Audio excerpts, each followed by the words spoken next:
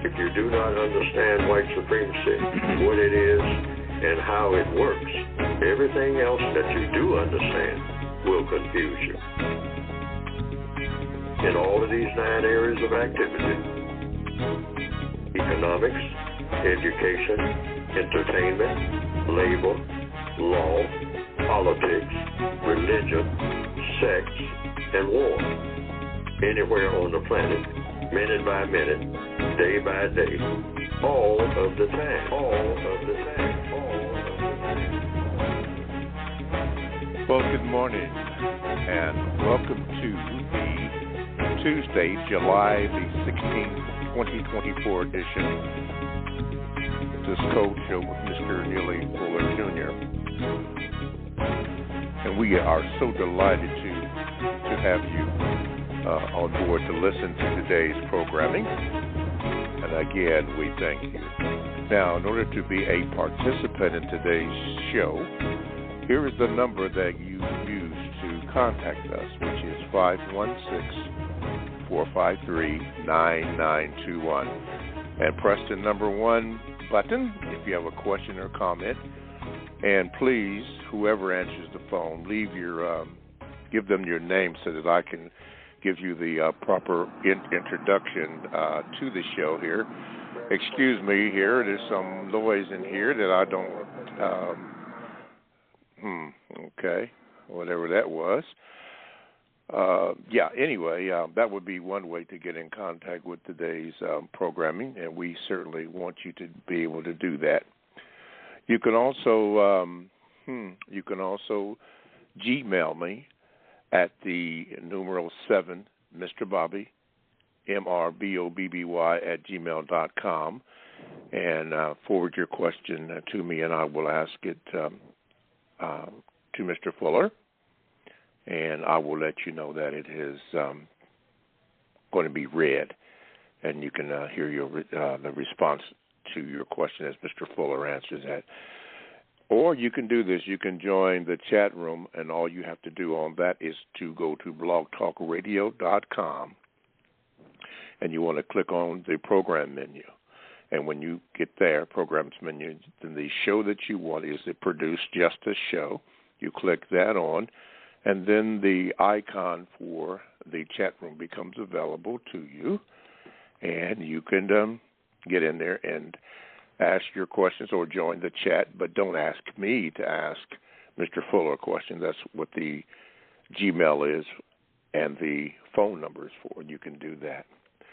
Announcement that I will be making again. Mr. Fuller will be on the Carl Nelson Show this Thursday. I believe it's 8 a.m. until 10 a.m. I'll get confirmation on that. But you can hear Mr. Fuller on the Carl Nelson Show, and as a matter of fact, you can get it by going to producejustice.com. We should have that up on our website if I have everything correctly. Okay. Oh, yes, this is important. The book that Mr. Fuller will be talking about today, most of that comes from his publication called The United Independent Compensatory Code System Concept. You can get the book by going to producejustice.com. Now, this book is a book of suggestions that Mr. Fuller has written, and it's a textbook / workbook for thought, speech, and or action for victims of racism, which is white supremacy. Remember, these are just suggestions on how to combat racism, which is white supremacy. Okay, I believe that is all to start off today's programming. Yes, it is. Okay, with that being said, let me introduce to some and present to others Mr. Neely Fuller, Jr. Mr. Fuller, good morning, and how are you this morning? Good morning. I'm still learning. All right. Now, we have a section that we use in Tuesday mornings, and it is called Thoughts and Expressions on the mind of Mr. Neely Fuller, Jr. Mr. Fuller, today being Tuesday, the 16th of July, 2024, what is on your mind to start today's programming off? Celebrations of holidays, and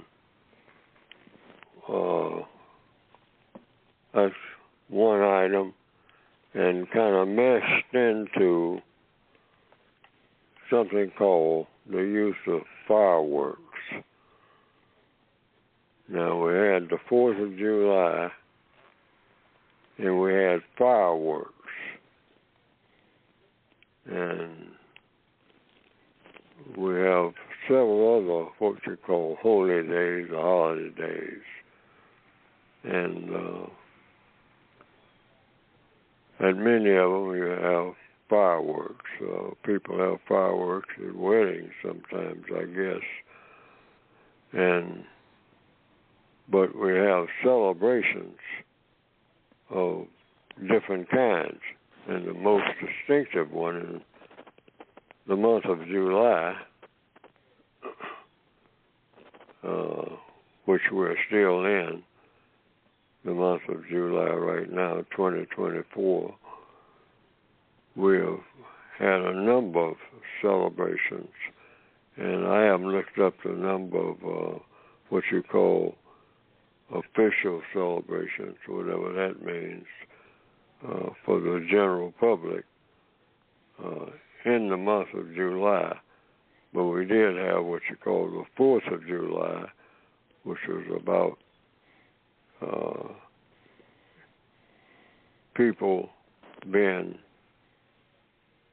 emancipated from oppression by other people.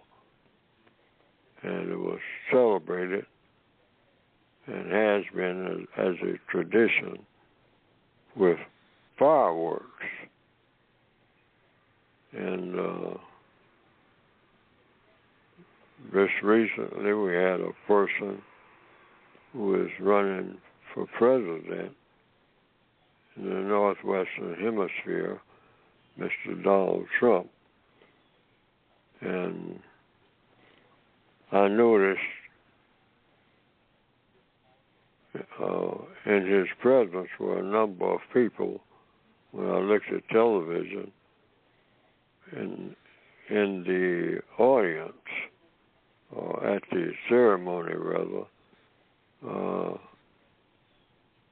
who had signs up saying, "You're fired," F-I-R-E-D. And of course, the 4th of July, it's a lot of what you call fireworks. And then at Mr. Donald Trump's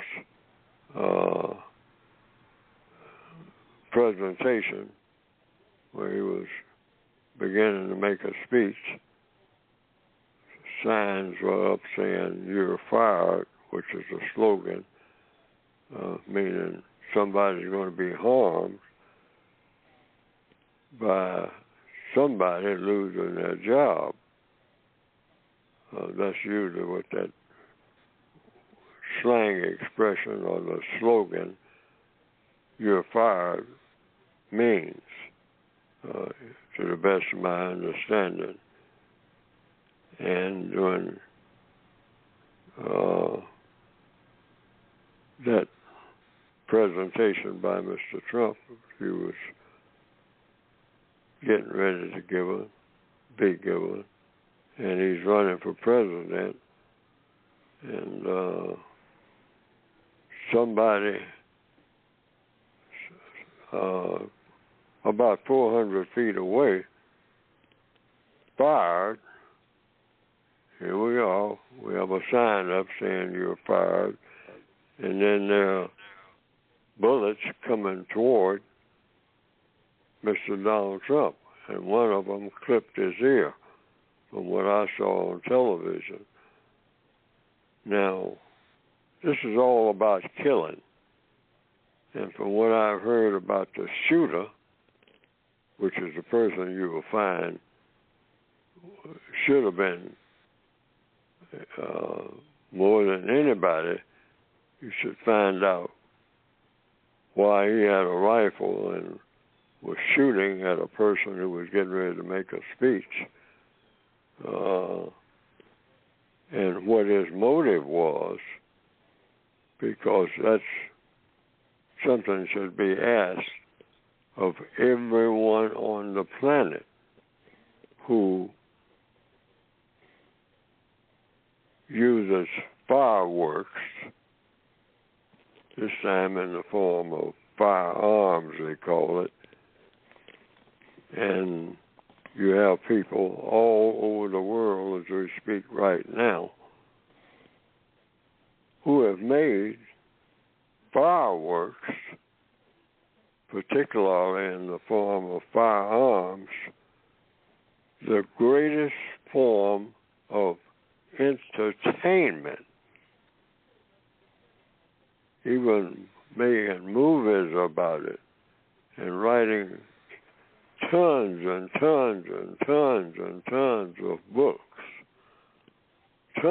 books about murder by fireworks,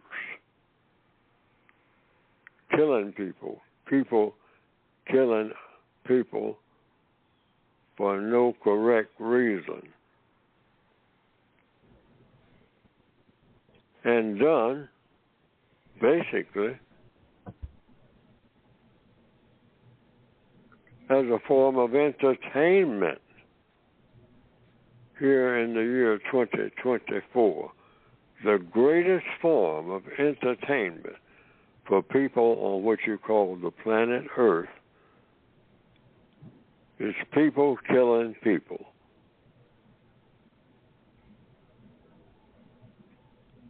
What's the death rate for black people on that same day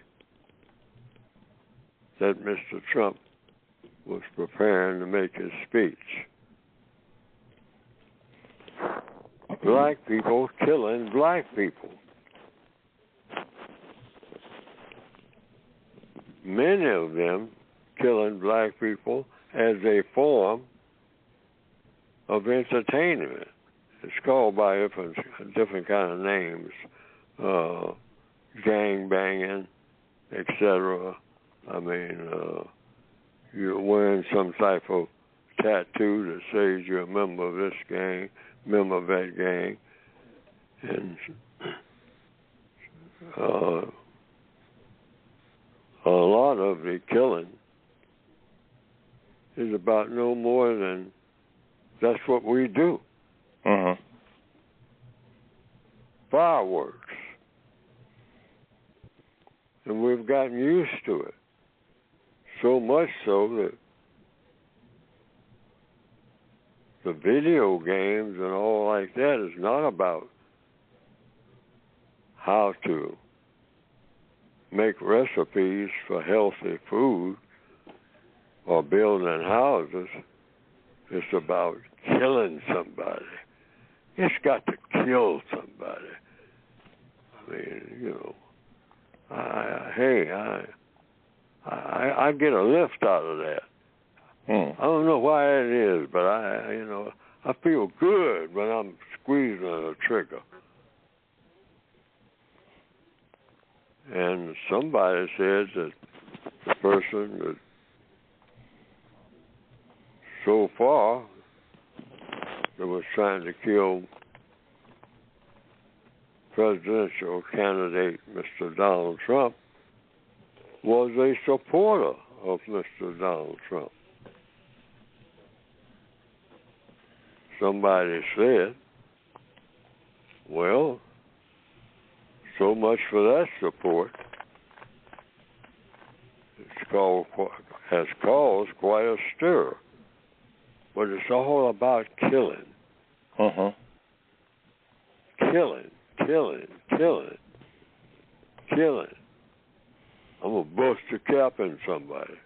Oh, entertainment. This is entertainment.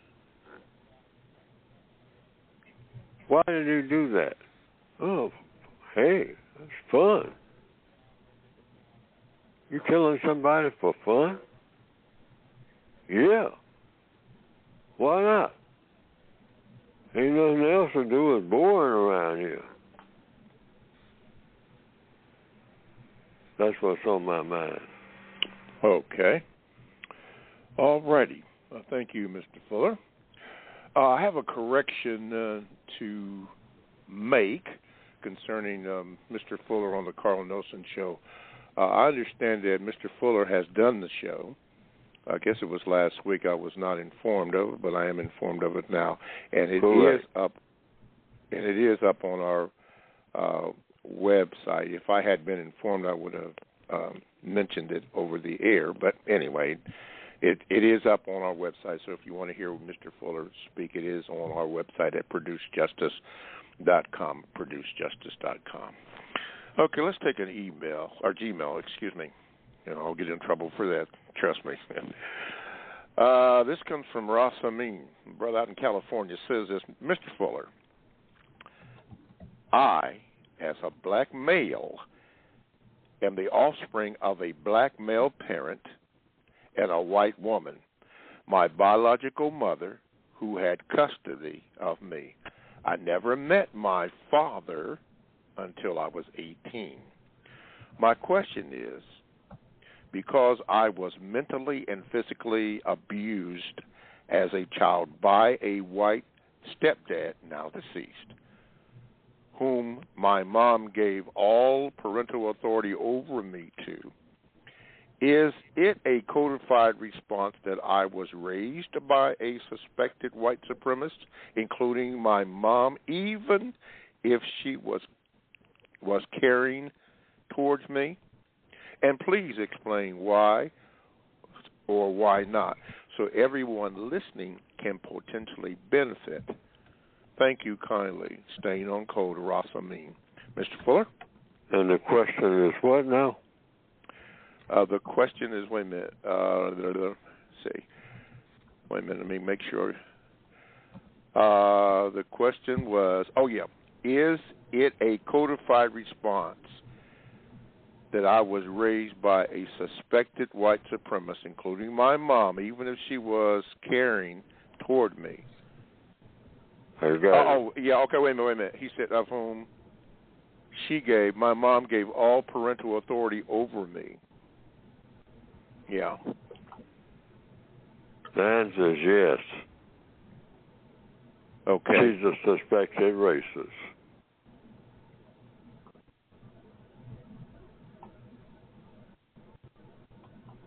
She got abused, and someone who knew about the abuse, presumably, he got mistreated, sexually abused, under her authority. She's a white woman. That's a lot of authority on planet Earth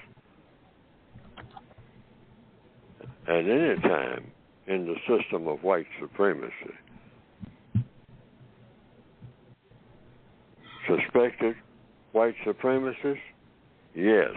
Full suspicion, according to the code.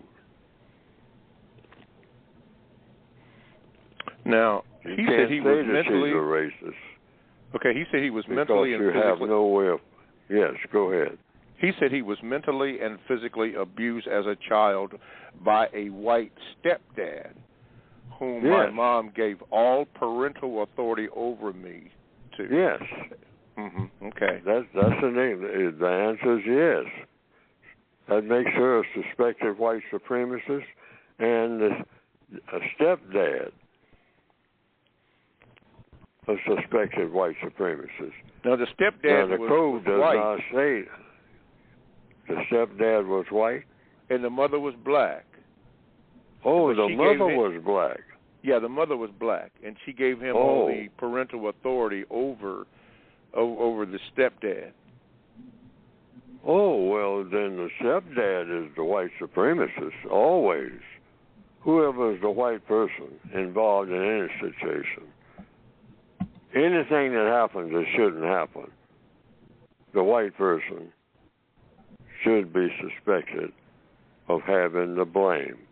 Why? Because white people who are white supremacists are the dominant government of the entire world. That's it.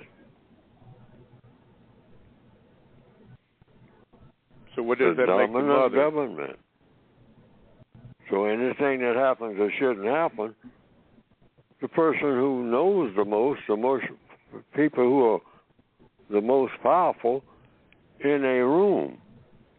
Mm-hmm. If Neely Fuller's in a room and I'm the most powerful person, I know more than anybody. Everybody caters to me. Anything that happens, it's my fault if it shouldn't happen. Anything that happens in that room, that's my fault. I am the number one suspect. Why? Because I'm the smartest and the most powerful. That's why. So his mother was a victim, even though she was, I'm assuming that they were married. Oh, she was absolutely a victim from day one. She was born a victim in the system of white supremacy. Now, if it didn't happen under the system of white supremacy, that's a whole other story. But in the system of white supremacy, anything that happens that shouldn't happen is the white supremacist's fault. Mm-hmm. I mean, that's just the logic. That's automatic logic. That's not being mad at anybody or anything like that. Mm-hmm. The shots that were fired at Mr. Donald Trump, that's the fault of the white supremacists. It's nobody else. They're the usual suspects. Why? Because it's something that happened in their system of government that should not have happened. And what is the name of that government? The system of white supremacy. Not American government, not the Swiss government, not the African government. Mm-hmm. Not but one government in the system of white supremacy, and that is, in capital letters, the system of white supremacy. Okay. All right, Brother Ross, I mean, out there in California, I hope you got what Mr. Fuller said, the why and the why not. Continue to write in, my brother. Appreciate you. Okay, let's go to Austin in Cleveland, Ohio. Austin, get ready. Let me click you in here. Okay, wait a minute. There we go. Austin, you're on with Mr. Fuller. Good morning. Hey, good morning, Mr. Bobby. Thank you. Good morning, Mr. Fuller. I had a question for you, Mr. Fuller, regarding you growing up in the Jim Crow era. I wanted to ask you, did you ever get threatened by the Ku Klux Klan, or were you ever threatened to be lynched? And if so, how did you respond to that? No. They had always I fulfilled all the requirements when I was a younger person. That's one reason I'm still here. If I didn't fulfill the requirements, I wouldn't be talking to you. The requirements by whom? By the white supremacists. Drink from the colored water fountain. Fuller, Negro Fuller. So I did that. Go to the colored school. Neely Fuller. I went to the colored school. I never set foot in what they call the white school. Did not set foot in there. Got no business in this building. We'll string you up on the flagpole. Got that, boy? I got it. Don't you even step on the steps going up the steps to the door to the place, unless you're the janitor. And you better creep up there when you do that. Come in the back door, not the front door. Do you know where you are? see, I knew about that. I know about it. Okay. Or if you're just driving back, then you go ahead and come on in. We'll do it. Okay. Wait a minute, because I hear some background noise. Was that it, Austin? There? Oh yes, that was it. Thank you, gentlemen, so much today. Okay. All right. Thank you, Austin. Don't be a stranger, my brother. Okay. Let's go to New York. And Mr. Fuller, there's some noise in the background. I thought it was from the caller, but I don't know where it's coming from. I don't either. Maybe the usual suspects are in play. So let's go to New York, and let's go to the top. Black Top. Let me see if I can get you in here. We can do something about that noise in the background because it's very disturbing unless it's the usual suspects. Black Top, what's up? You're on with Mr. Fuller. Go ahead, please. Hello, Mr. Fuller. How are you doing today? I'm still learning. So I just have one question for you. I remember you speaking out against black youth or black people participating in watching the sport of boxing. If so, why? Oh, because I don't think it should be a sport.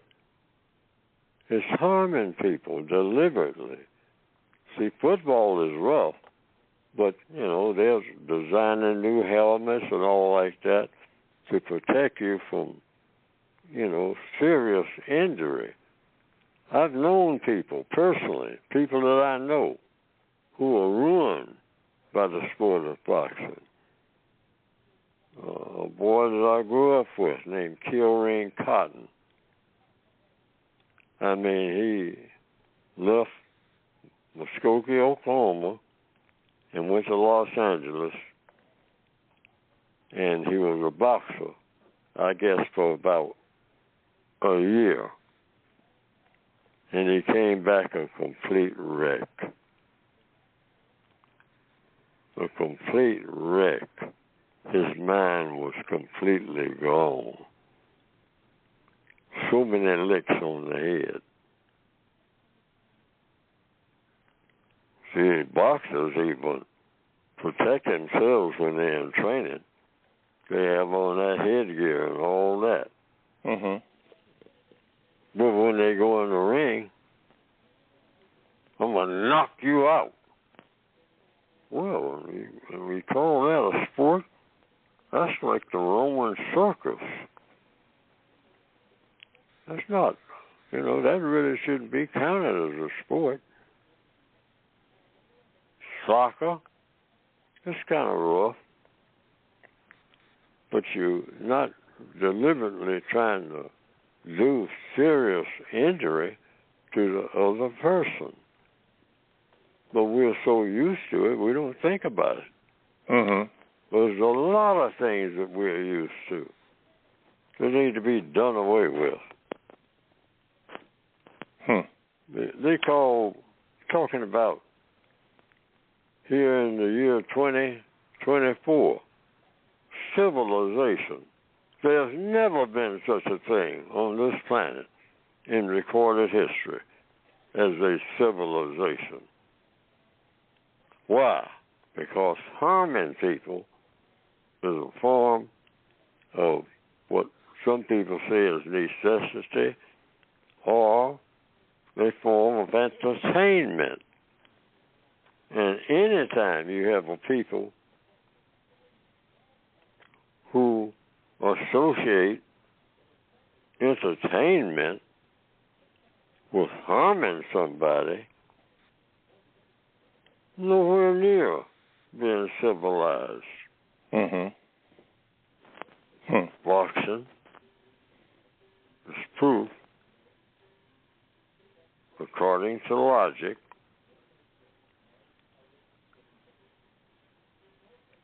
of that statement. Look at it. Bell rings and you come out with the intention, I'm going to knock you unconscious. Shouldn't be a sport. Mm-hmm. Think about it. Okay. All right, Blacktop, thank you for your call. All right, let's take a little break here. You're listening to the Counter-Racist Code Show with Mr. Neely Fuller, Jr., and we are so pleased that you have done that. Now, we would like for you to get in contact with the show, be a participant, and you can do that by calling this number if you'd like, 516-453-9921. And if you have a question or comment, do press that number 1 button and just wait. And when they acknowledge you, give the person your name so that I can properly give you an introduction. You can also do this. You can join the chat room by going to blogtalkradio.com. blogtalkradio.com. And you want to get listed under the programs. Get the program menu. You click on that, and then a list of shows will come up. And the show you want is the Produce Justice Show. Produce Justice Show. You get that, click on that, and then the little box or icon becomes available for you to join the chat room. And occasionally I will read a chat from the chat room in the form of a question, but you don't use, or please do not use the chat room to ask me a question for Mr. Fuller. The chatters is just for chatting, but occasionally I will see something interesting and run it by Mr. Fuller. And lastly, you can Gmail me at my Gmail address, which is the numeral 7, Mr. Bobby, MrBobby @gmail.com. I will get it, and occasionally when the call volume is a little light, I will read a Gmail and have Mr. Fuller respond to that. You can ask me to not mention your name, or it doesn't matter to you. A lot of people just say no name, and I honor that. Okay, the books that Mr. Fuller, the book that Mr. Fuller has written, can be obtained by going to producejustice.com. That is producejustice.com. And in case you missed it, which I did, Mr. Fuller's interview on the Carl Nelson Show is now up on our website. I was told that this morning at producejustice.com. If I had have known that he was going to be on Mr. Nelson's show last week, I would have informed you. But I was given that information this morning. So it is up, so if you want to listen to it after the show, you can. Mr. Fuller on the Carl Nelson Show here at producejustice.com. Yeah. For all my friends and all the listeners in the Chicagoland area, if you hear about the extermination man who lovingly you guys named and was part of the program, or he called in a lot when Mr. Fuller and myself were on another platform, that platform being talktainmentradio.com, he would call in occasionally with a message. Well, I understand he's in the Chicago area. If he is, please inform him that we are on blogtalkradio.com.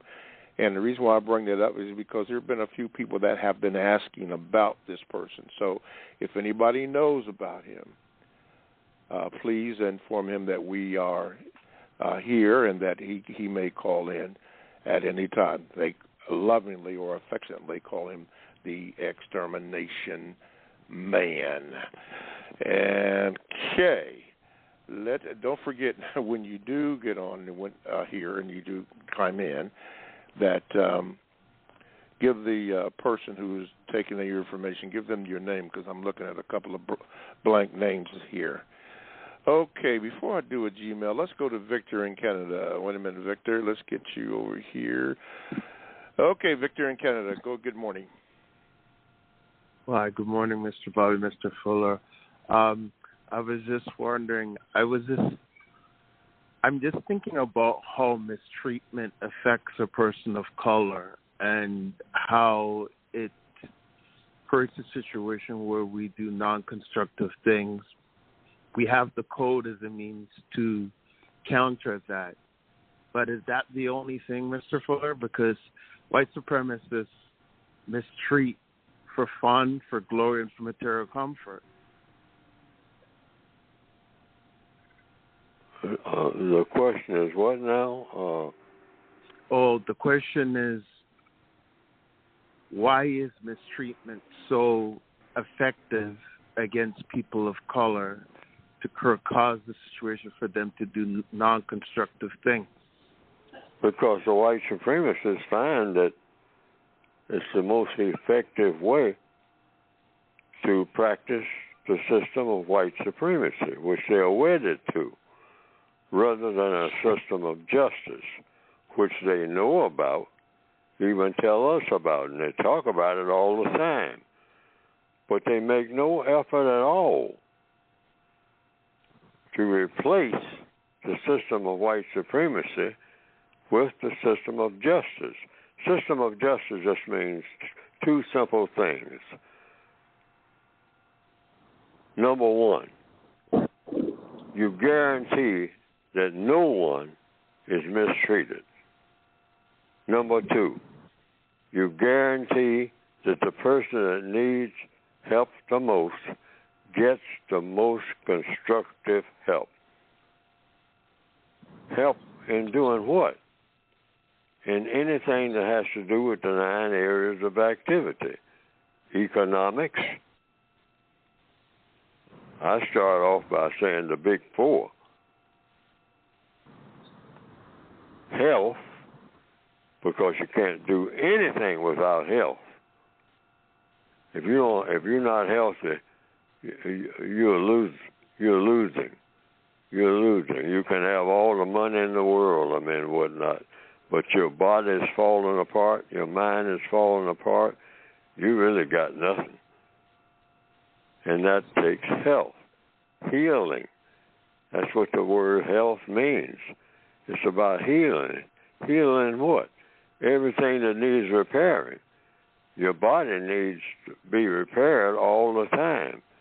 That's why you have to eat the correct foods. That's a state of repair.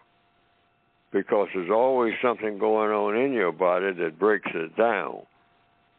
And the more you can put things in your body that keeps your body from breaking down and builds your body up, that's why they call it bodybuilding, it makes everything better. The money that you have, the house that you're in, and that's the second thing.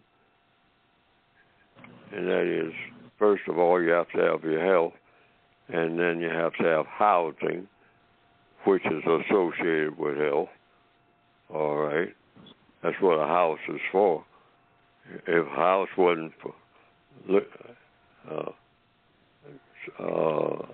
sheltering your body, we wouldn't even need a house.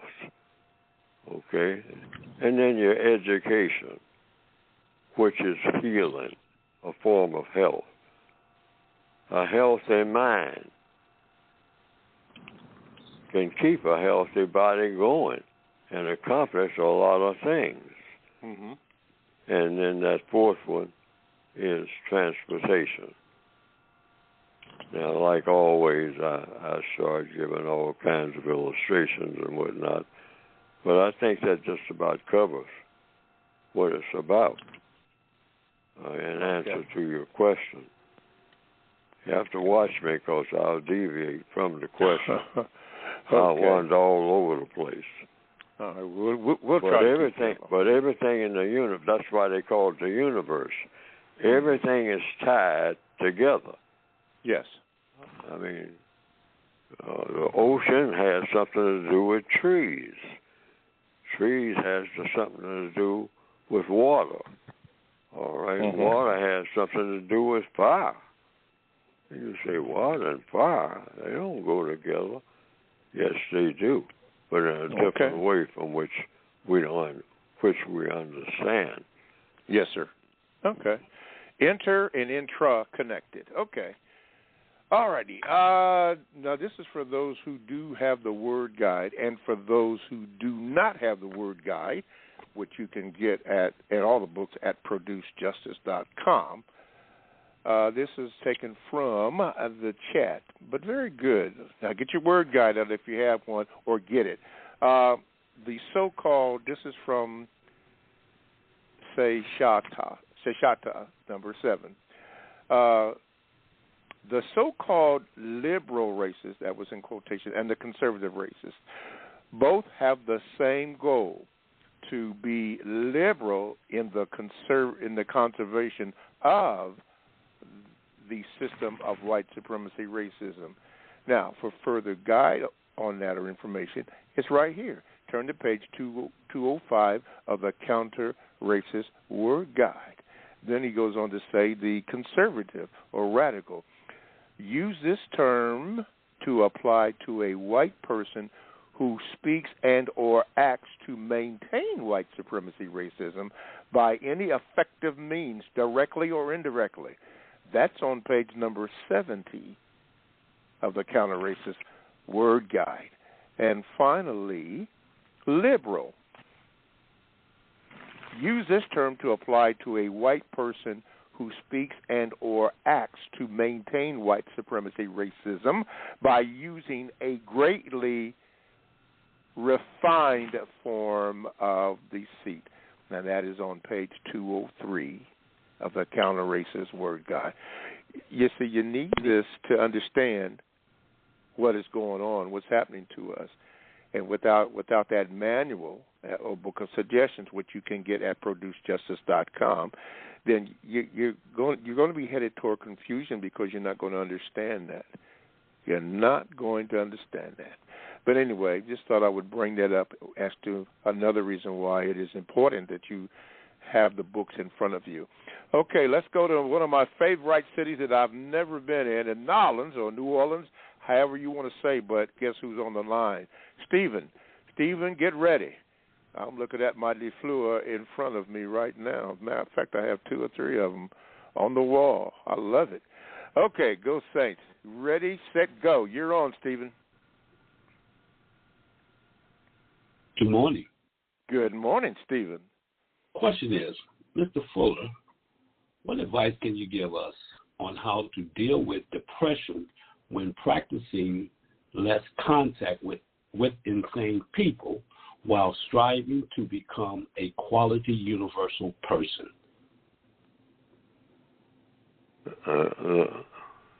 Say that again.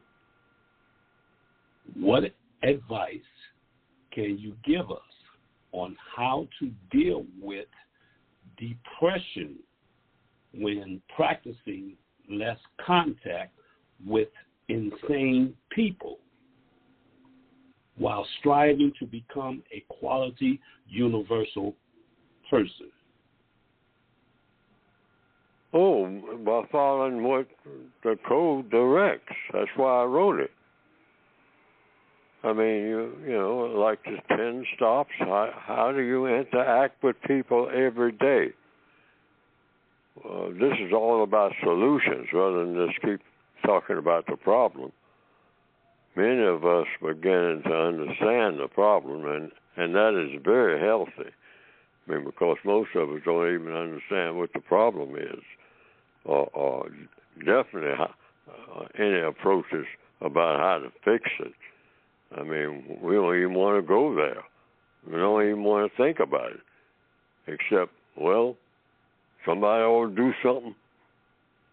Okay, but that begins to wear thin when you're worn, beaten down by it. See, you got to look at the source of how you're being beaten.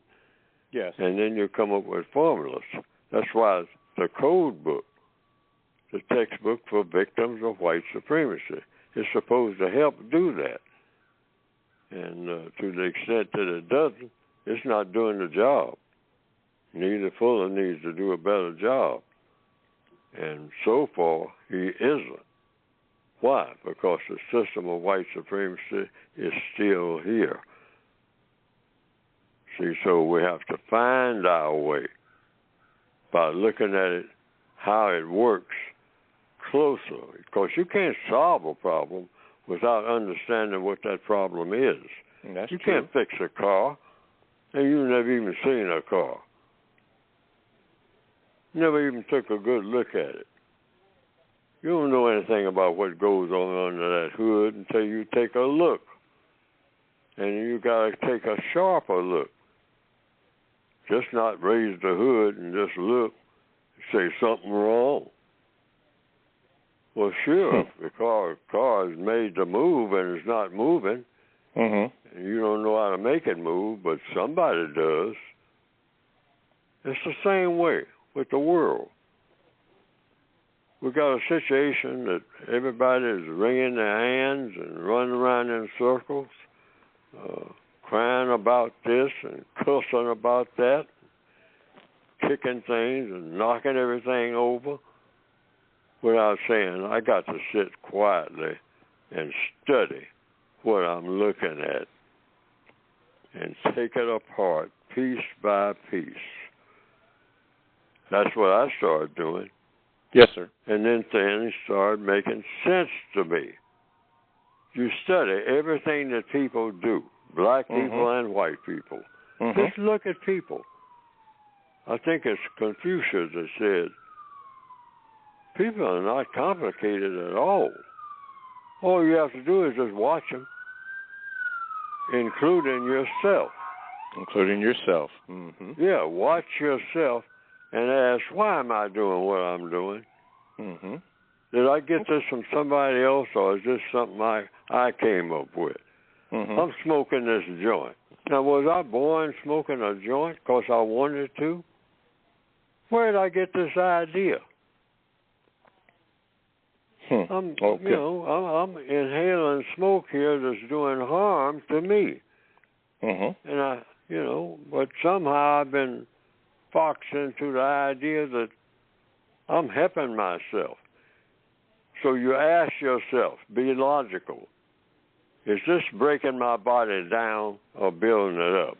Yes or no? See, and that's what codification is all about. Yes, sir. Yeah, questions and answers. Questions and answers. All right, Stephen in New Orleans, or however you want to say it, poor boy, capital of the world. Thank you for your call. Mr. Fuller, what are your thoughts on Project 2025? Project 2025. Haven't heard of it. What are your thoughts on that? Haven't heard of it. What is Are you serious? You really haven't heard of that? Lots of things I haven't heard of. Lots of things. I mean, and lots of things I want to hear about anything that I need to hear. That's why I say, what do I say all through every program? I'm still learning. I'm always in school. Well, tell me something about it. Maybe there's somebody else in the audience. Project 22 or what? No, it's Project 2025. And as best as I can, and I know that there are people in the chat that have something to say about it, but Project 2025, a proposed reform of the U.S. federal government to support Trumpism, is what it says. And it's a collection. Project 2025 is a collection of conservative and right-wing policy proposals published by the Heritage Foundation to reshape the government of the United States, federal government, and consolidate executive power should Donald Trump win the 2024 presidential election. The project asserts that the entire executive branch is under the direct control of the president under Article 2 of the United States Constitution and unitary executive theory. It proposes reclassifying tens of thousands of federal service workers as political appointees in order to replace them with loyalists more willing to enable Trump's policies. In doing so, proponents argue that the change would dismantle what they view as vast, unaccountable, and mostly liberal government bureaucracy. The project seeks to infuse the government and society with Christian values. It can go on and on and on and on.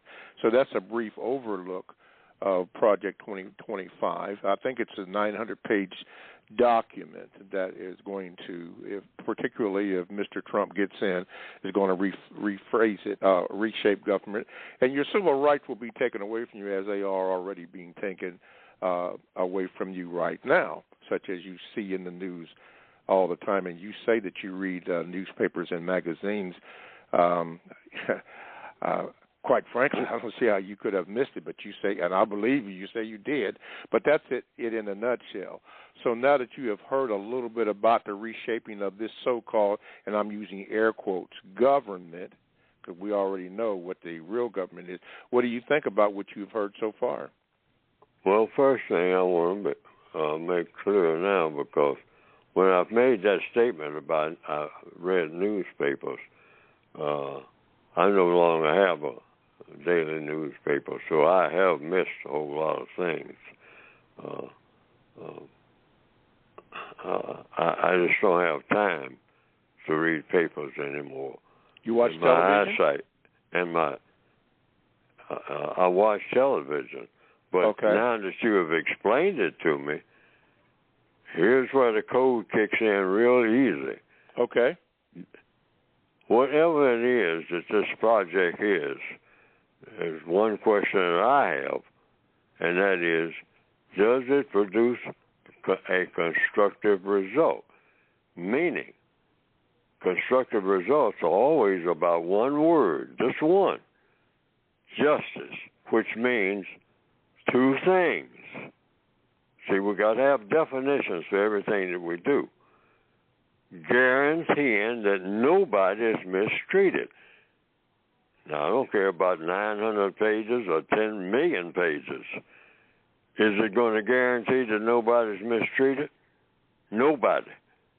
And it's going to guarantee that the person that needs help the most gets that help in 9 areas of activity: economics, education, entertainment, labor, law, politics, religion, sex, and war. Is it going to guarantee that no person is mistreated in any one or more of those activities or classifications of people activity? Mm-hmm. So there's so many things that people do. You got to guarantee that whatever people are doing, nobody got mistreated. And it's got to guarantee that everybody who needed help got it. Okay. All right. Now, 900 pages, 10 million pages, it's pages all over the place with all different kind of titles, including the books that I wrote and whatnot. Okay. Well, just thought I would ask your opinion because a lot of people were inquiring as to what you thought about that according to the code, so you have answered that. Thank you very much, Mr. Fuller. All right, let's go to this. I think I know who this is, but there's no name up here, but let me go to it and see. I think it might be my lawyer friend. Good morning. Is this you, Hey, Nicolette? Good morning, Mr. Fuller. Yes, good morning, Mr. Fuller. Good morning, Mr. Bobby. So today's topic for me, I've always been in code, it is an opportunity to clear the air. The mention of Nipsey Hussle last week brought back to memory of my days of association of Crips in my youth. It was more of a protection mindset, not terrorism behavior as labeled today. The Black Panther Party was about equal rights. They were deemed communists. John F. Kennedy was killed after meeting with Martin Luther King. Now it is a lot of factors in these days that can work in the low-class favor towards advocating for our communities. One major bringing jobs back plus technical training. As the big wigs want to use AI, artificial intelligence, to even flip a burger. Two, both powerful spokesmen, President Biden and Trump, have criminal cases that could be used to erase the box of a criminal past, creating more jobs for people, plus allowing housing, which as a result is less incarceration of people, plus drug addicts. Now, the thing that I'm having a problem with is the Project 25. I haven't read enough of that to speak on that, but it has been in my opinion, used over the course of time for people that look like me to extract or take out the bad part of something and not look at the whole picture.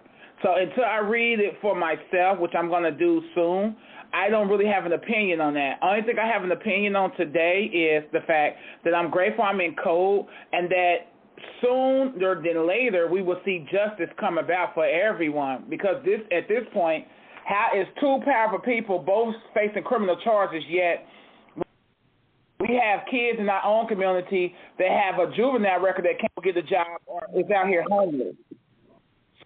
And thank you for your time. Well, wait a minute. Hey, Nicola, before you go, let me ask you a question, which is included in this Project 2025. You being a woman, do you think that the government has the right to tell you what you can do, or a man in particular have a right to tell you what you can do with your body? You know, your choice in terms of...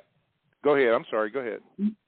No, I'm glad you said that, because honestly, I got pregnant at 14. And again, I got married at 22, didn't have kids until my older kids was 8 and 9.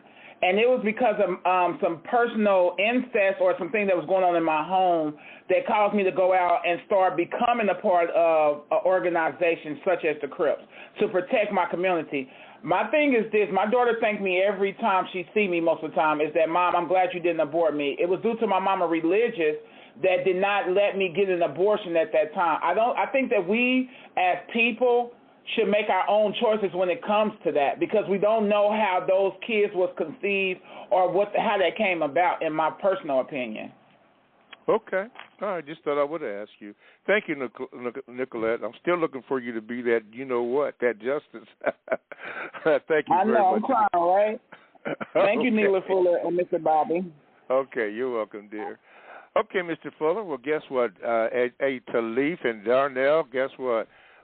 Hang on, we're coming to the end of the first hour. So, Mr. Fuller, in the remaining moments, I'm going to give to you, by the way, all the people, don't forget, get the book at producejustice.com, producejustice.com. Mr. Fuller's interview with Carl Nelson is on our website at producejustice.com. Mr. Fuller, the final minute or 2 minutes to you as we close out the first hour. Well, I'll just amen what you just said. We're trying to produce a product. The name of that product is justice, but concentrate on the definition, the compensatory. You won't find this definition in a dictionary, I don't think, anywhere on the planet other than in the textbook, because I made it up. Justice consists of 2 parts: guaranteeing that nobody is mistreated, not 1 minute of any day anywhere on the planet. Because if anybody on the planet is being mistreated, that's not justice. And like Martin Luther King said, justice, if you don't have it everywhere, you ain't got it no place. Mm-hmm. Because you got to guarantee that nobody's mistreated. Now, that's a tall order. Yes, sir. Nobody on the planet is being mistreated, and you're going to guarantee it? Come on, be realistic. Yeah, I'm being realistic.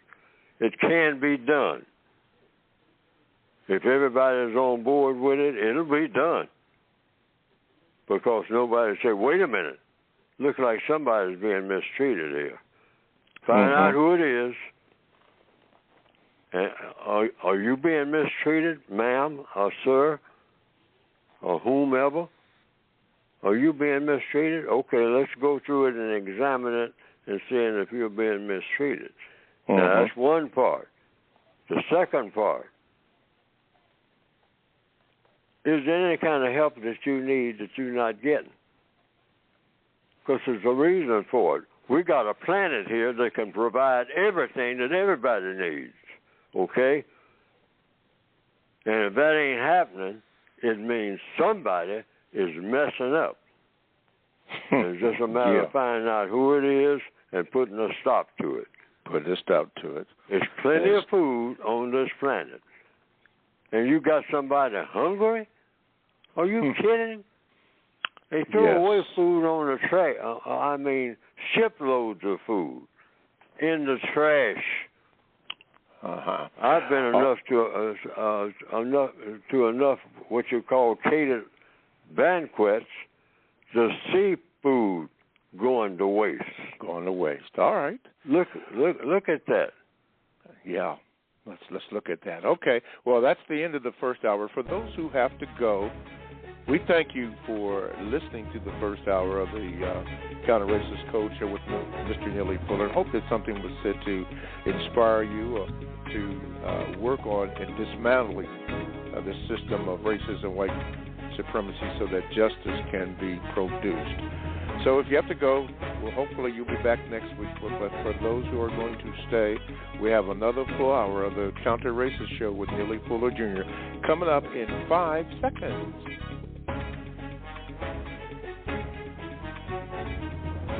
All righty. Welcome back to the second hour of the Counter-Racist Code Show with Mr. Neely Fuller Jr. I am your co-host, Mr. Bobby, and we thank you for listening. Now, what I would like you to do, and if you would like to do, call in, as Khalif and Darnell have called in and are waiting. All you have to do is do what they did. Dial this number, which is 516-453-9921. And when you do that, somebody will pick up the phone or pick up the other end and ask you, your name. Give your name to the person so that Mr. Bobby can properly give you an introduction and not jack your name up like I have a tendency to do, but not on purpose. By the way, any mistakes that I made in the first hour, I forgot to mention that.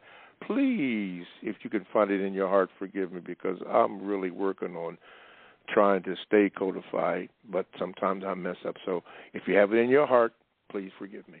Anyway, getting back to it, you dial the number, which again is 516-453-9921. You can also get on the blog or chat room, or in the chat room, by going to blogtalkradio.com, and you want to click on where it says programs, and the program that you want to click on after you do that is the Produce Justice Show. You get that, and then the chat room becomes available, and then you can get on there, as a lot of them have. Justice Warrior, Ja Block is on there, Freedom Culture Tech, Emery Lumumba. Thank you, my brother. Be Good One. Oh, man, good supporter. And many, many more. And occasionally I will take a topic off of there and then formulate my own question and raise it to Mr. Fuller and have Mr. Fuller comment on that. You can also do this. You can Gmail me at the numeral 7, Mr. Bobby, MRBOBBY @gmail.com, and I will get it. I will let you know, and I will read it when we have time to do it. And then let you know all about it, so you can hear your question being read and Mr. Fuller answering that. The book that Mr. Fuller is talking about is the United Independent Compensatory Code System Concept. That book can be obtained by going to producejustice.com. That is producejustice.com. And one more thing. Mr. Fuller's interview on the Carl Nelson Show is up on our website at producejustice.com, and you can hear that, which I did not know that he was on last week, or I would have informed you. But anyway, he's on there, so I'm going to be, check that out and see what Mr. Fuller has to say, or had to say, with Mr. Carl Nelson. Okay, so let's go to the phone lines, and our brother from Youngstown, commonly heard all the way around the planet, known as the Yo, Youngstown. A lot of construction going on up in there. And this is Brother Talib. Brother Talib, what you got for us this morning, brother? You're on. Top of the morning, Mr. Bobby, Mr. Fuller, everybody who's listening. Yeah, they're doing some construction. They're also they're demolishing that building that had that gas explosion. Oh, so I guess they decided to demolish it. But there's a lot of things that's going on here, but that's for a reason. But that's for a whole nother show. Okay. Mr. Fuller, Mr. Bobby, I know everybody's by now known as what happened to Trump. I'm not going to get into that because I didn't hear the beginning of the show. Somebody may have already spoken about it, but somebody who I'm very close to, as Mr. Fuller always says, that we have a a knack for just being murderous or killing. He goes to church. Not that that means anything, but she even mentioned to me, "Hey, you hear about Trump?" I said, "I kind of heard about it." And she said, "He should have been killed."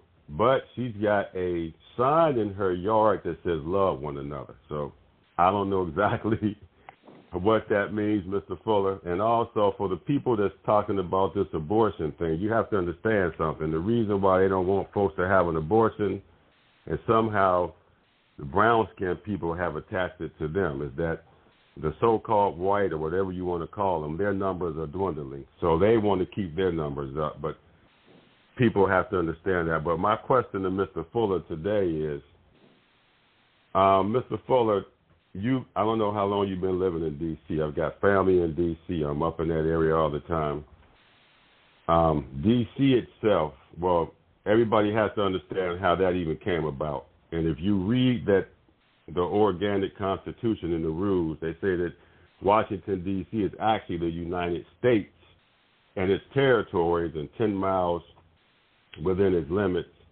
And everybody else is just like a corporation, the state, the individual states. But my question is, Mr. Fuller, if the so-called United States government and all these entities, and I call it a corporation, if it leaves, let's just say they went to West Virginia or California, there's actually no infrastructure in D.C., Mr. Fuller. So how would you guys survive? The government is the largest employer there.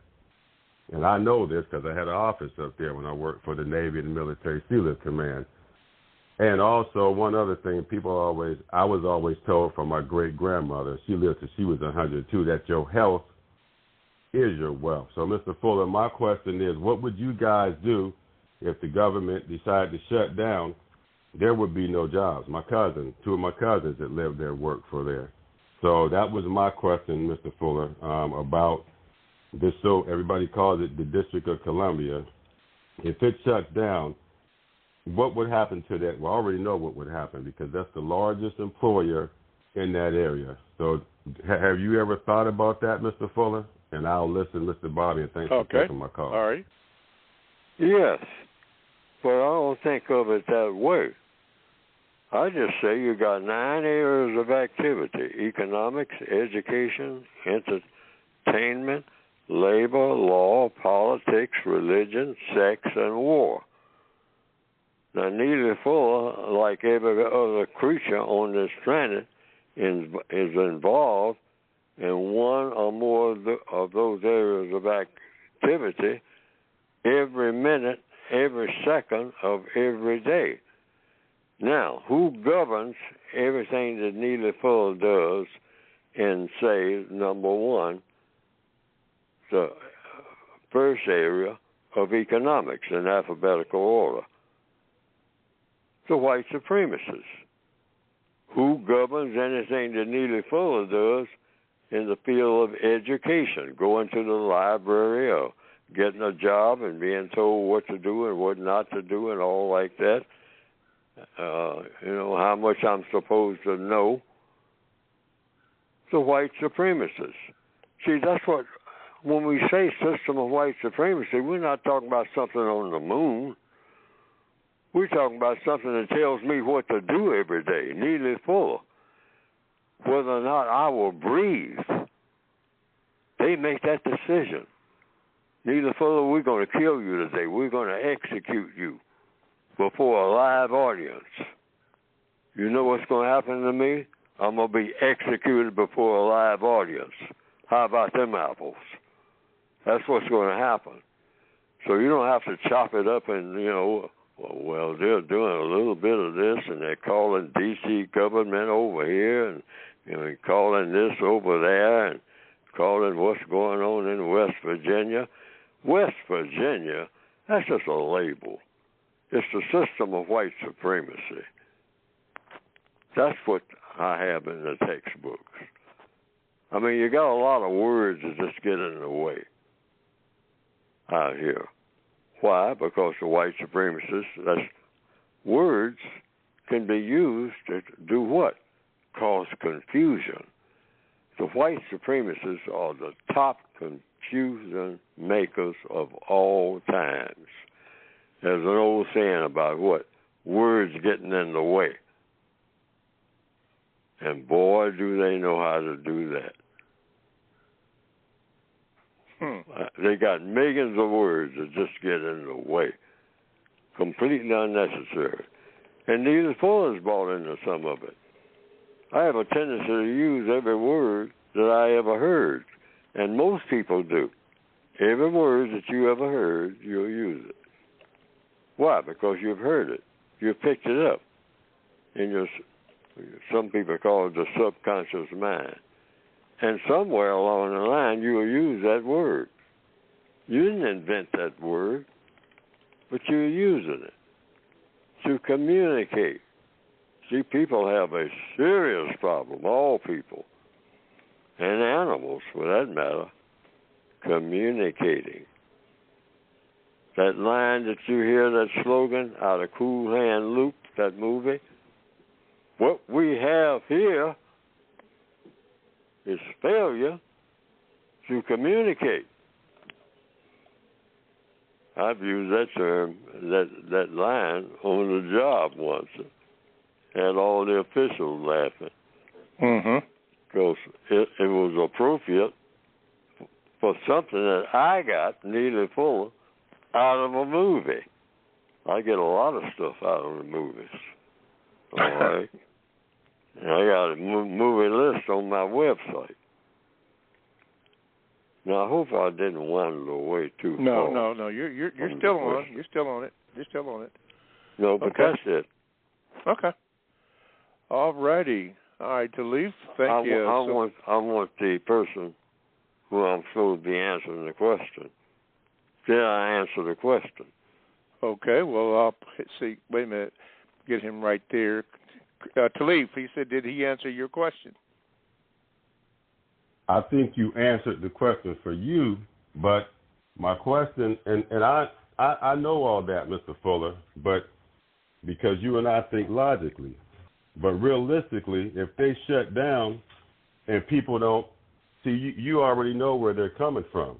A lot of our people, and a lot of people, period, they don't have a plan. Just like this what happened in Houston. I'm hearing people, even so-called celebrities, coming out saying, well, the utility company failed us. No, you failed yourself. Go get a generator. At least have a barbecue grill so you can cook. Have gas in your car. But Mr. Fuller, I knew you were going to kind of take that angle.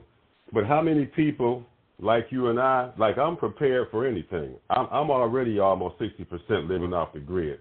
But my question was, to you, there's no infrastructure in that so-called area that they call D.C. If it just shuts down, because I already know a friend of mine, his wife worked for the Department of Treasury for 20-some years. They just moved her office to that state that we call West Virginia. So I think you answered it, but that's still not going to give people the solution because, you know, my reason for asking that question, anytime I come on here, I just want people to think and be prepared. So my question was more of, should they be preparing, even though we know white supremacy is controlling it, but if they leave, it's going to be chaos in that so-called area that you guys live in, and that was my question. But I think you answered it for you, but most people are probably saying, well, you know what will we do? I'm gonna use an old saying that didn't come from me. Okay. Work for the best. In other words, do the best that you can do. Because you expect the worst. Work for the best. Expect the worst. The worst thing that can happen could happen to you. And you take what comes. Why? Because that's all you can do in a system of white supremacy if you're black. You work for the best in every situation and prepare for the worst as best you can, because the worst is likely to come. And you just have to take what comes. Now, the only thing you can do in the interim is do what we're doing right now, trying to figure out a way to replace the system of white supremacy with justice. That's what we're supposed to be doing every breath that we take while we're on this planet. And we're doing that right now, trying to figure a way out of this mess. That's what this program is for. That's what this program is for. Okay. Okay, Brother Talib, before I let you go, I noticed that you have referred to what you have done is that you worked for someone, so. Not to necessarily be semantical, but have you ever thought about that you've always worked for yourself, but you've been employed by whomever you chose to work for or work with? Well, my belief is that you are your own, you know, and I just kind of use the word work because that's what we've been given, but basically, right. My dad started us off. I was 5 years old working for my dad. I had my own business before I even went in the Navy. Bought my first house at 17. My oldest brother kind of inspired me to go in the Navy because I just followed him, but I didn't have to. My dad had real estate, and I'm gonna get off the call. But this is the illustration I used for a cousin of mine. He didn't go to work for several days and got mad because he got fired. I said no. It's your responsibility. You are your own boss, whether you gainfully employed or not. Say if you work for AT&T, Mr. Bobby or Mr. Fuller, you don't go to work for 5 days. It's not their fault that they let you go. So, yes, you do control your own destiny. But like Mr. Fuller said, we've been trained to think something else. So, yes, you are right. Okay. I just kind of use that word because that's the only word that people will understand. But I've never so-called had a boss. Even when I was in the Navy and worked for the Military SEALs Command, I didn't need that job. I just loved to travel. We had a business at home. So. Okay, yeah, I understand. I just been training myself to say, because that's what I did, is I actually worked for me, but I was employed by so-and-so. Just thought I would run that by you. Thank you, Brother Talif, so much. Yes, sir. All righty. Let's go to New York. And Darnell, thank you for waiting so patiently. You are on, if I can get this thing to do its thing. Darnell, good morning. You're there. Darnell? Okay, Darnell, I'll do it again because your name is on the board. In the 718, which my aunt was living in Brooklyn. But, okay, Darnell, last time, okay, I don't hear you in. I just know that I did call you in. I thought I had Dollar Bill up there. Dollar Bill, you were on there. Wait a minute. What in the world? Don't tell me the usual suspects are in play. They are. Okay, Dollar Bill, let me see if I can get you in here. Yeah, they working it down. Dollar Bill, you're in. Go ahead this morning, my brother. Good morning, everybody. Hey, you're breaking up, my brother. They must be on it. Go ahead.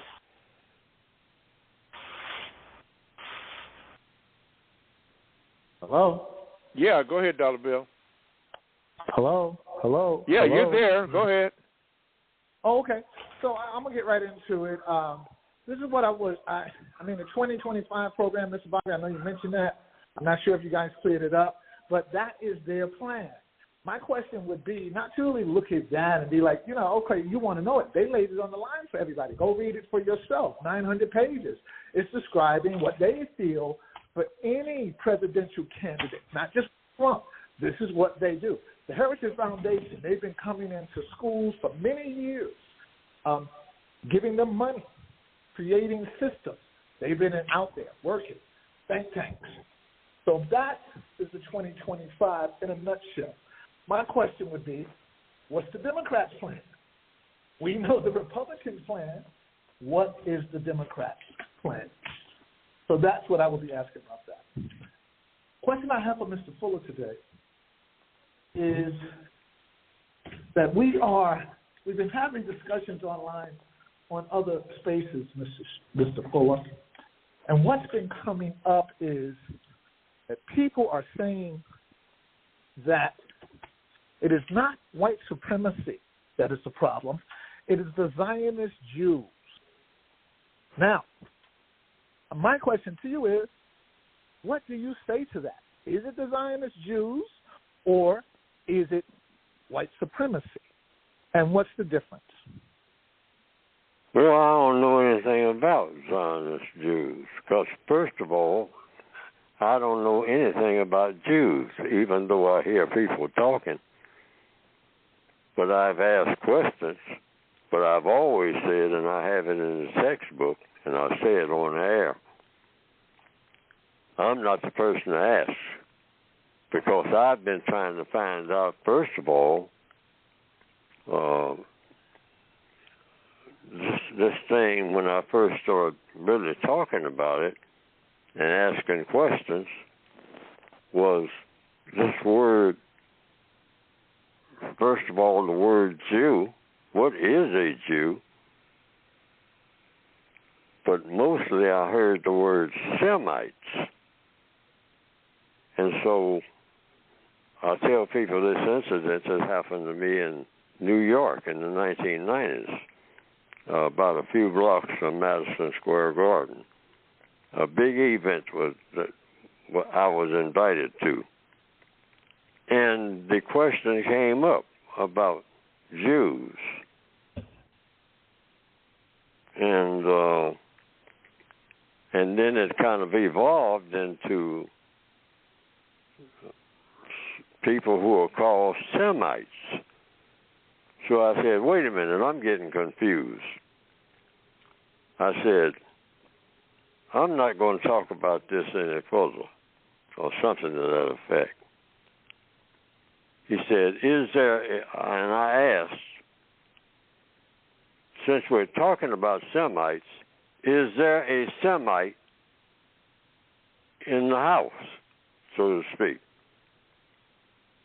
Now, I'm in New York City, and I'd heard that New York has a lot of people who are called Semites or Jews, Orthodox Jews, or Reformed Jews. And I said, first of all, I'm not going to discuss this no further because I don't know what I'm doing at all. All right? Now, I don't know what anybody's doing. I hear a whole lot of talk, but I still don't figure out what people are talking about. I said, so first of all, and I say this about anybody of any religion, of course I say it's associated with religion, I want a person who is a member of that religion, or whatever it is, the Semite religion, or the Jewish religion, or the Zionist religion, or whatever it is, have a person who is one. It's going to talk about Hindus, or Muslims, or Christians, or Buddhists, or Confucianists. Is there a Confucianist in the house? That's the first thing Neely Fuller wants to know, because that's what the code calls for. And then I got 3 questions. What is the name of your religion? Well, people just throw words around. I notice that all kinds of ways. That's the first question. What does your religion require you to do as a Semite? That would be the second question. And then number 3, what does your religion require you to do? I'm hearing some noise in the background. Somebody's interfering. Okay, go ahead, Mr. Fuller. I don't know what that was. Okay, the first question is, what, as a Semite religion, I guess, required, what's the name of it? Semitism or whatever it is. That's number 1. If it comes under the heading of religion. Or an organization, I don't know. You got to tell me everything, not some things. Number one, what's the name of it? Then what are the rules, and most religions have rules, require you to do? That's your religion. You're a Christian or you're a Buddhist. What does it require you to do? If you believe in Buddhism, what are the requirements in all 9 areas of activity for you as a member? And number 3,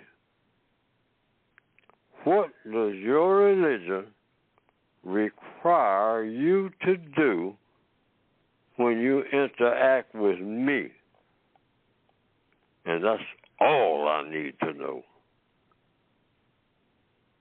And I found that by using that codified technique like I did in New York, because that's where I was going, first of all, nobody answered. I asked about Semites, and about 15 people, I guess, jumped up immediately.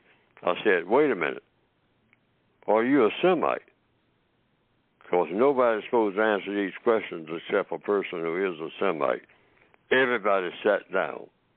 And I say, well, I guess I'll leave New York without ever knowing. Because those are going to be the 3 questions.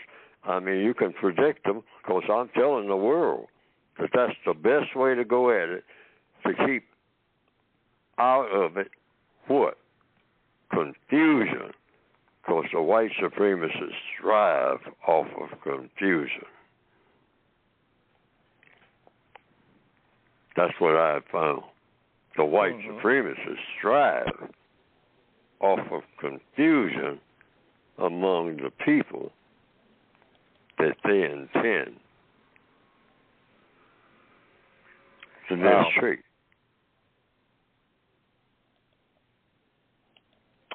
Okay. Well, with that being said, thank you, Mr. Fuller. Thank you, Dollar Bill. Let me see.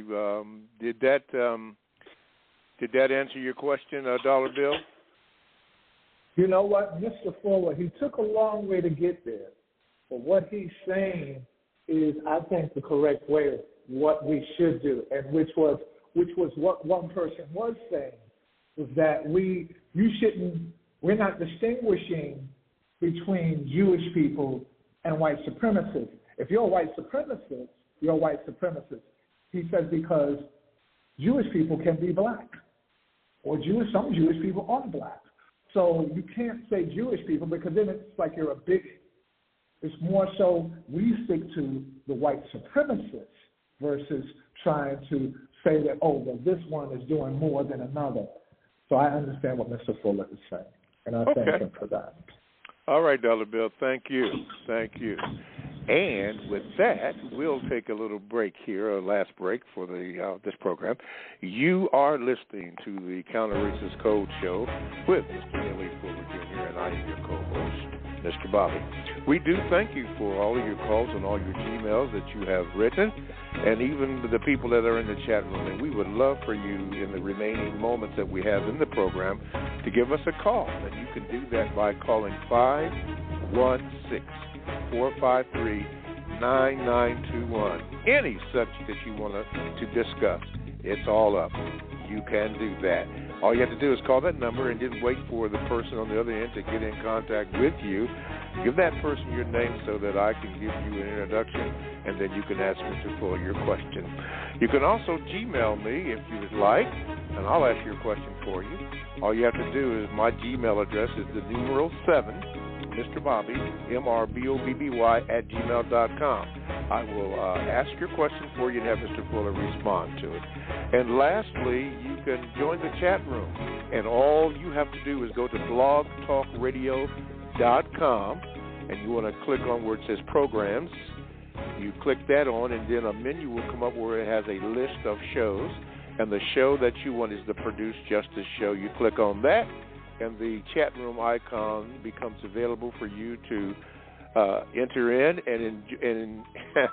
and join in on the conversations that are in there. And occasionally I will lift one up and have Mr. Fuller respond to that. So you can do that if you would like to do that.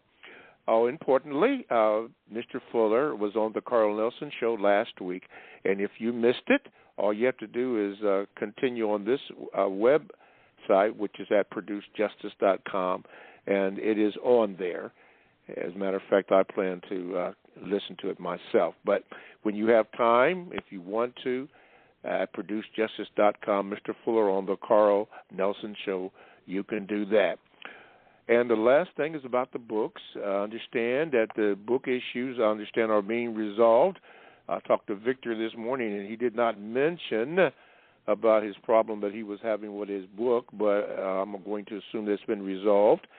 And the brother Antipas in the concept, which is called South Africa, was having problems down there. I understand they confiscated his book, and he was wondering if there were other ways to obtain that book. I haven't heard of anything, but there are some that do not like or do not want Mr. Fuller's book to get out. But whenever we can get it out. I remember a lady by the name of Monica in Buffalo had mentioned about having Mr. Fuller's book in the library up there. I don't know what the resolve on that was. I do believe they did get one copy, now that I think about it, up there so that people could be exposed to the work that Mr. Fuller's done. But if you haven't gotten the book, get the book. And you can get the book by going to producejustice.com. That is producejustice.com. Back to the phone lines. Tess in New York is in the house today. Tess, New York. Let me hear it. Let me hear it. Go ahead, bro. Good morning, Mr. Bobby. Good morning, Mr. Fuller. Good morning, sir. Good morning, sir. Mr. Fuller, this is difficult to express. The way that I've been growing with your book and with the knowledge that you're imparting to us, it has opened my eyes. And it's difficult to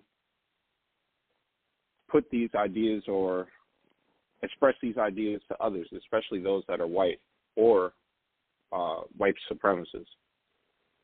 Sometimes they're taken aback. They're, as you say, they're ashamed, and sometimes they're embarrassed.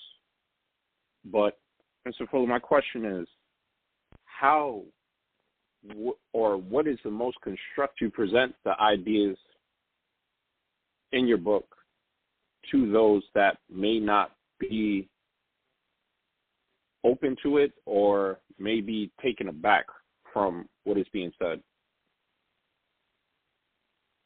Ask questions. All problems in the universe, all problems, even between squirrels or whatnot, are solved by questions and answers. That's why the whole court system, this program, producejustice.com, is about questions and answers. Because all problems in every school, if you're going to learn anything, is about questions and answers. You go to court. And the judge keeps saying, what? Answer the question. Because there's going to be some questions. You ever been in court? It's all questions and answers. Lawyers sometimes jump up and say, what? Don't answer that question. And the judge says, answer the question. And the lawyer sits down. Say this, hey, if you never had it in your life before, you're going to get it now. This is a court of law. And everything in law is about questions and answers. In fact, anything that ever gets done anywhere. Steve Jobs had a lot of questions about the computer business. How do you make a better computer? That's a question. And it's something about a question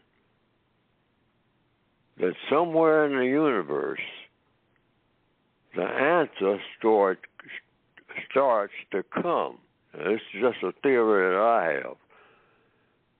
When a person asks a question, the answer to that question that the person asks starts gravitating toward the person who asked the question. Otherwise, there would never be anything invented. This thing called AI, artificial intelligence, is all about questions and answers. People seeking answers to questions. So some people have gotten so good at it that they have invented ways, a code, for all questions being answered. So I hear, but the whole universe is about questions and answers. People ask questions all day. How do you catch the bus here?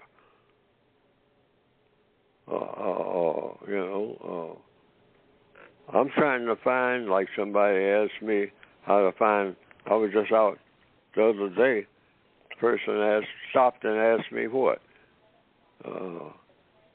How do I find, and gave me the name of the theater.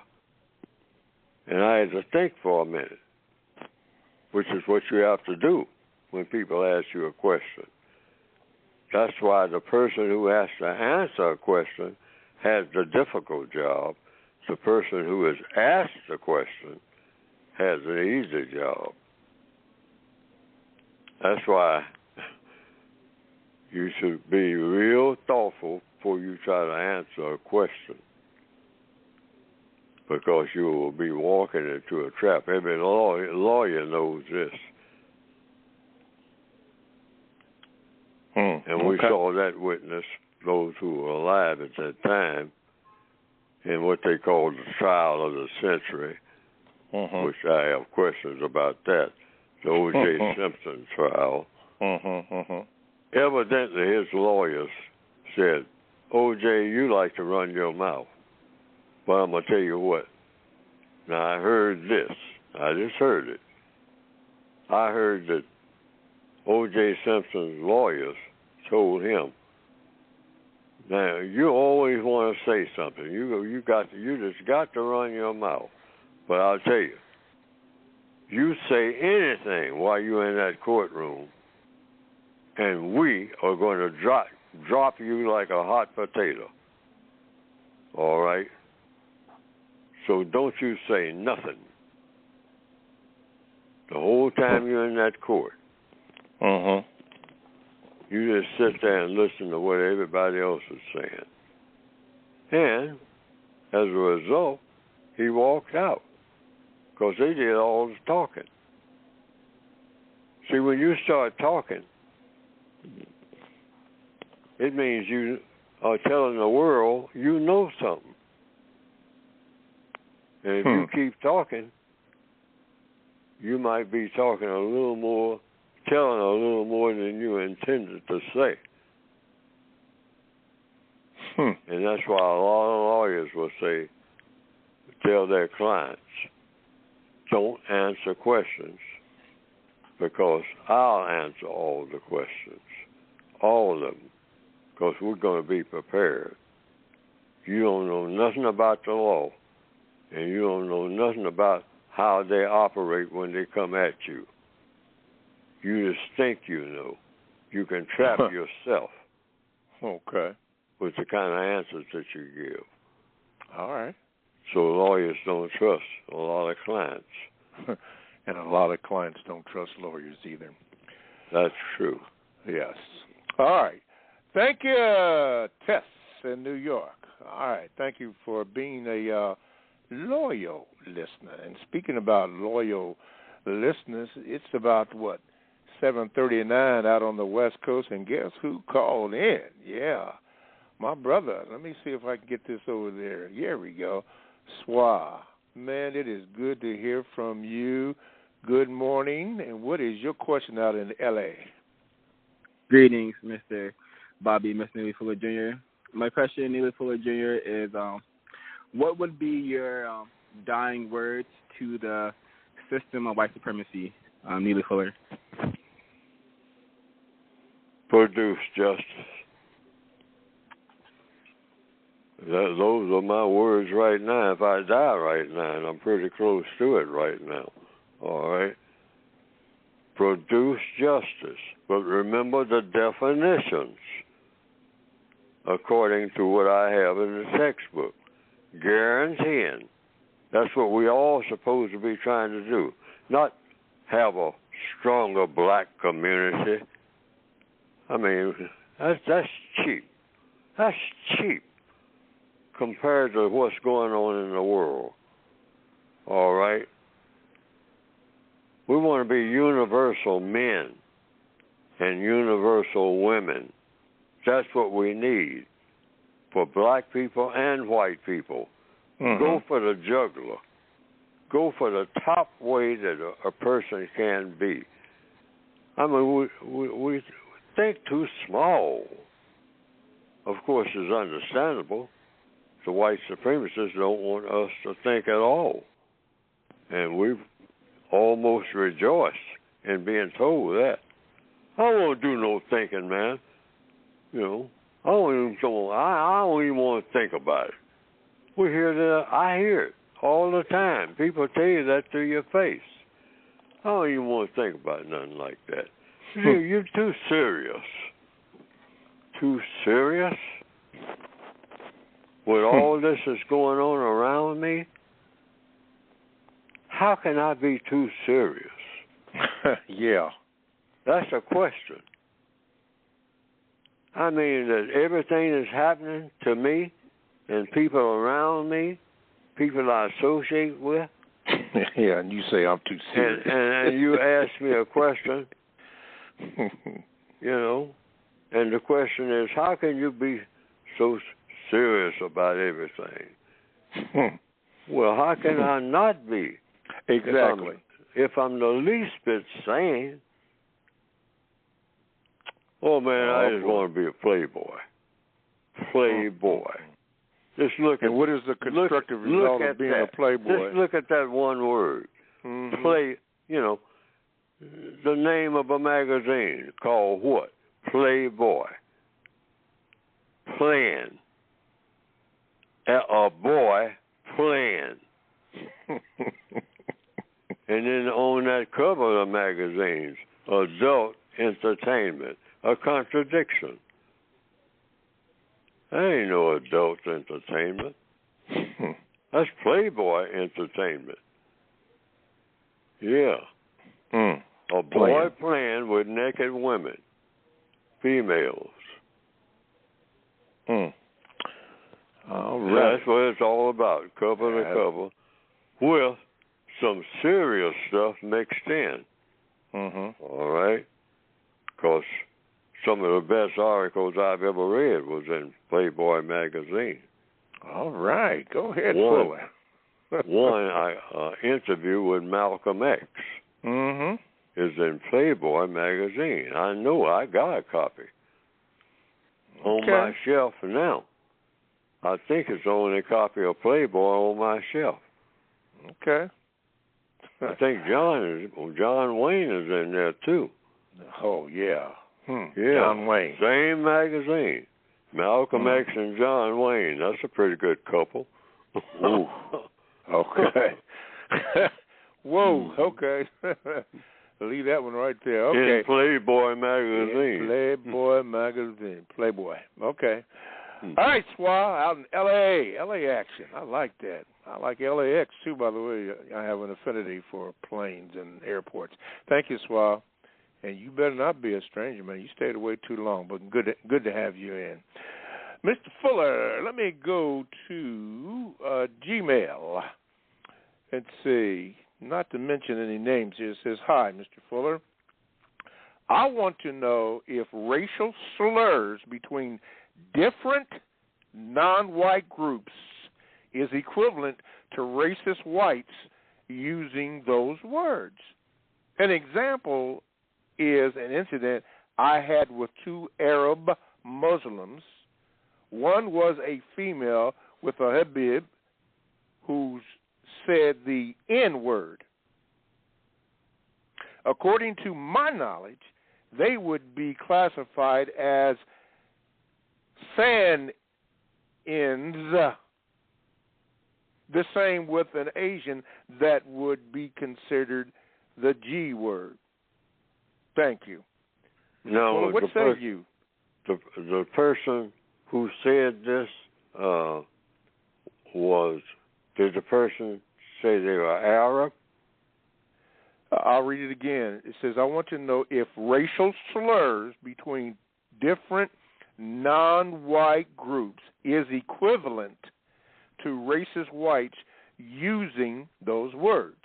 An example is an incident I had with two Arab Muslims. One was a female with a hijab or a bib who said the N-word. According to my knowledge, they would be classified as N-words,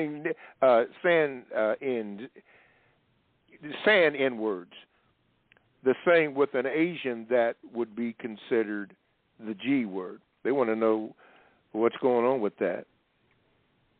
What's the difference? According to the code, according to the code, if they are non-white, it's not the same as a white person doing that. Why? Because you're not under. I'm not under the system of Arab supremacy. All right? To the best of my knowledge, I am under one government, not the United States government or nothing else. I have no idea what you're talking about. I'm under the system of white supremacy, Neely Fuller. All right? And so, every non-white person is subject to the system of white supremacy, in the system of white supremacy. So, what any non-white person says about anything doesn't count as much as what a white person would say in the system of white supremacy. Never has, since the system of white supremacy was established. That's just the way that works, according to the code. Now, the code is based on what? What Neely Fuller says? No. Universal logic. Universal logic will never steer you incorrectly. That's why we should be trying to strive to be, regardless of what we call ourselves or what religion we have. Everybody on the planet should try to be a universal man or a universal woman, because that's the ultimate. A person who is completely in harmony, the universe, the way that the creator of the universe wants you to be. That's it. That's the only criteria worth talking about. When you start talking about goals,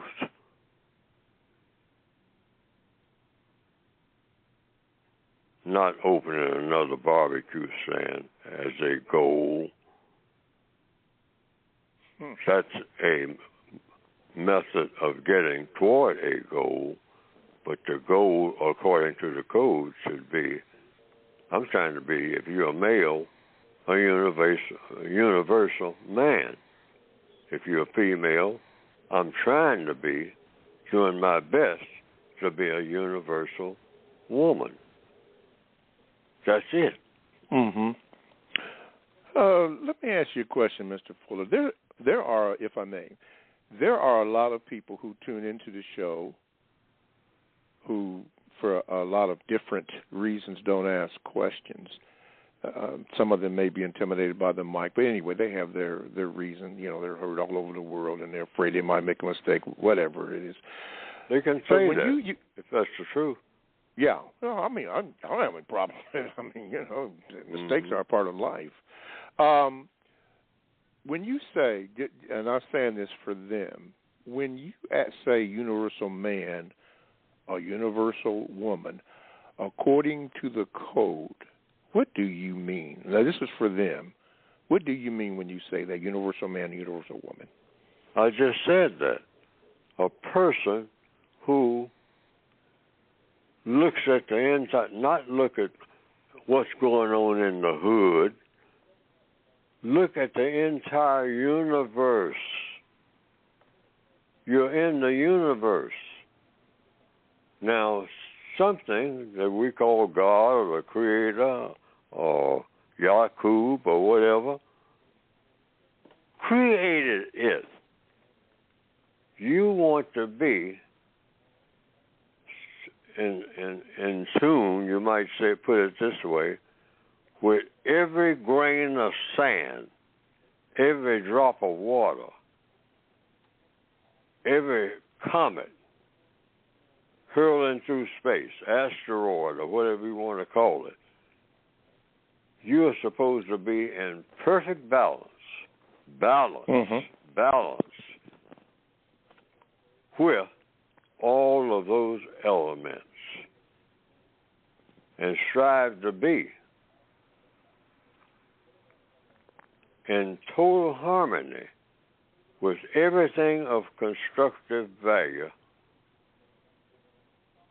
in the universe, so that any place you go, you are not out of place. Yes. How about them apples?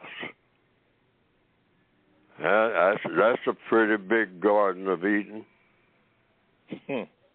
But that's what you should be trying to shoot for. Not just, I'm the head of a gang in L.A. Man, you're talking about some small-minded thinking. You ever consider the universe, fella? That's a question. The universe that you're in. You're talking about 4 blocks of some city that's not even laid out in a way that makes sense. Got something called redlining and all like that. And you talking about being ahead of a gang. And these are my 2 blocks. Oh, my God. Deliver me. Please. Help me. What constructive result of that 2 blocks are you going to get from that? What does that produce? Yeah, what does that produce? Yeah.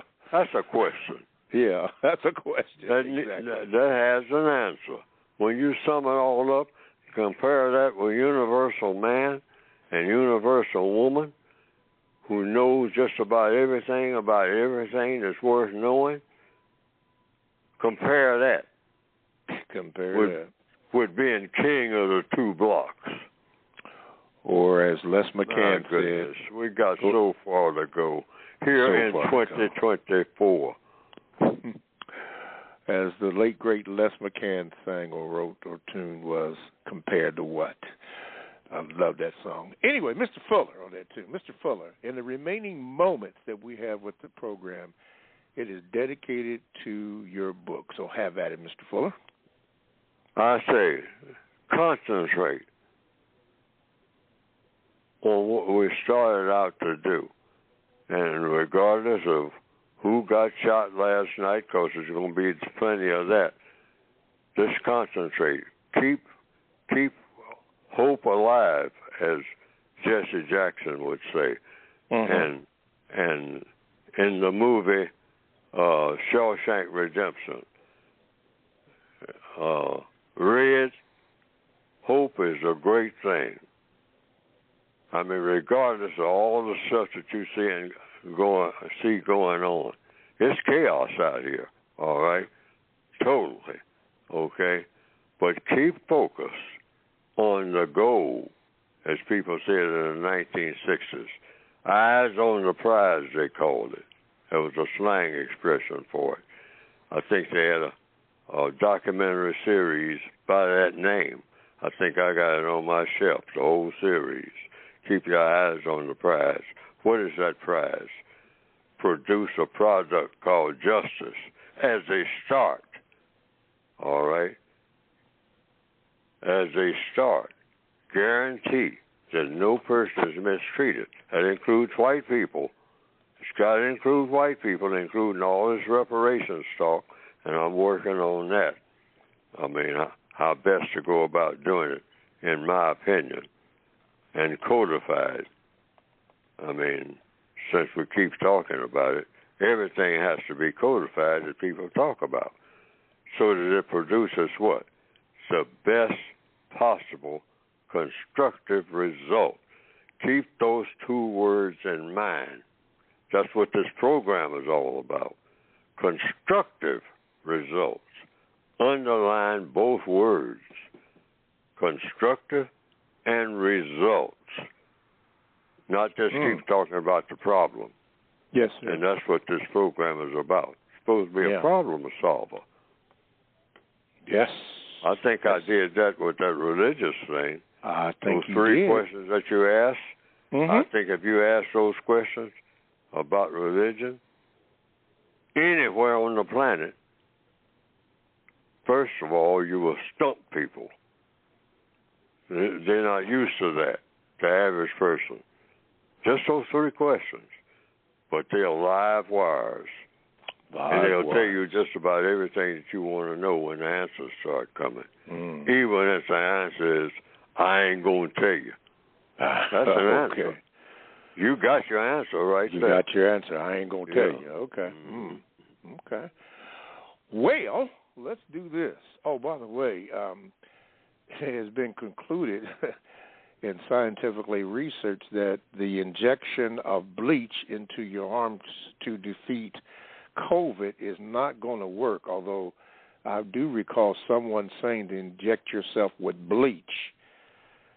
This person is going to running for the head of this so-called country. Inject yourself with bleach? Woo! Okay. My. Constructive result? Bleach? Constructive result? Constructive result? That's a question. I believe the result of that, you might get dead, as my grandson would say. Well, we have just about come to the end of the, in fact, we have come to the end of today's programming, being Tuesday, July the 16th, 2024. So we thank you, good people, for listening, your calls, your Gmails, your listening, your questions. Hopefully something was said that would inspire you, encourage you. Forgive me in particular for the many mistakes that I have made. I don't say that just to be saying it because I do. I'm working on trying to eliminate or trying to produce constructive results. Remember, to get the book by going to producejustice.com. Remember this, that Mr. Fuller's interview with the Carl Nelson Show is on our website here at producejustice.com. Remember, get the books. Mr. Fuller, in the remaining minute that we have, and I do mean a minute, what is the final word for you? Me too. Everything you just said about yourself, making mistakes and all like that, I need to correct them, and I don't mind. In fact, I insist that people correct any mistakes that I make. I'm on the air talking about code and all like that. Code means no mistakes. All righty. All right. I mean, and constructive results. And constructive results. Sure. Be focused, be codified, live codified, producejustice.com. Fuller's on our web address, so don't forget it. Get the books by going to producejustice.com. Everybody have a good week, and hopefully we will be able to do this again next week. Everybody, have a good day. Mr. Fuller, thank you. Everybody else, thank you. Me too.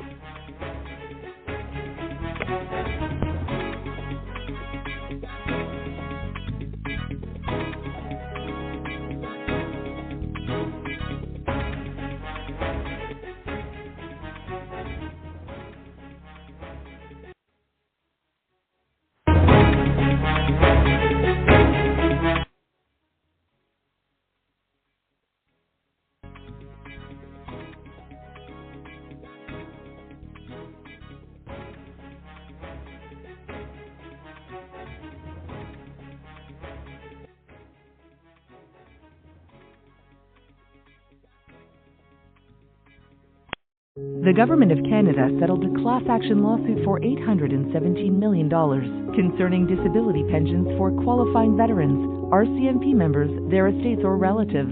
To find out if you're eligible, visit veteransclaim.ca.